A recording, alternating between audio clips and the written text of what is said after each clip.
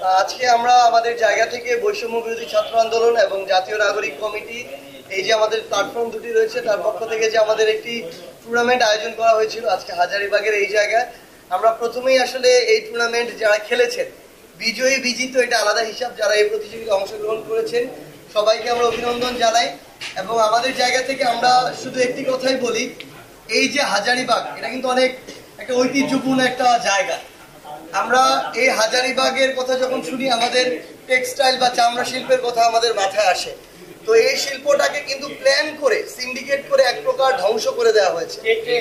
আমরা আমাদের জায়গা থেকে চাই যে এখানে একটা সুষ্ঠু ব্যবস্থাপনা তৈরি হোক এবং এই যে আমাদের ঐতিহ্যগুলো শিল্পগুলো এগুলো যেন বেঁচে থাকে, এটার জন্য যে স্টেপ নেওয়া দরকার এগুলো নেওয়া হোক। আরেকটা জিনিস হচ্ছে আমাদের কাছে এরকম তথ্য আসে যে হাজারীবাগে আসলে যে তরুণ প্রজন্ম ইয়াং জেনারেশন যারা বেড়ে উঠছে এবং নিম্ন মধ্যবিত্ত পরিবারের যারা পরিশ্রম করে বিভিন্ন দোকান থেকে শুরু করে বিভিন্ন জায়গায়, তারা আসলে মাদকের একটা করাল গ্রাসে রয়েছে এখন।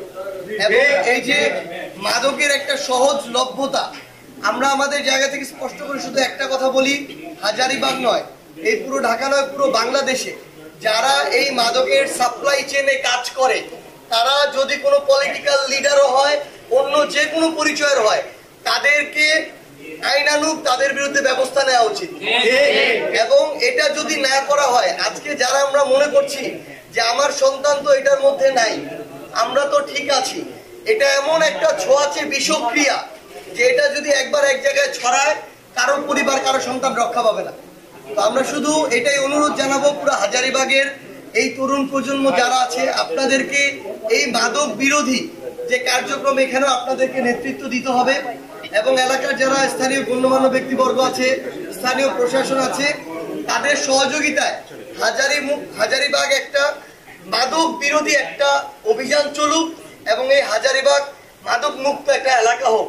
এবং সামগ্রিকভাবে আমরা চাই যে এখান থেকে যে পড়াশোনার যে পরিবেশ, স্থানীয় যে রাস্তাঘাট থেকে শুরু করে এই জায়গাগুলো সরকারের কাছে যথাযথভাবে এই বিভিন্ন উন্নয়নমূলক কার্যক্রম যাক। আমাদের বৈষম্য বিরোধী ছাত্র আন্দোলন বলি, জাতীয় নাগরিক কমিটি বলি, আমাদের জায়গা থেকে যত রকমের সহযোগিতা করা যায় আমরা আপনাদেরকে কথা দিচ্ছি, আমরা সব সময় হাজারীবাগের পাশে থাকবো।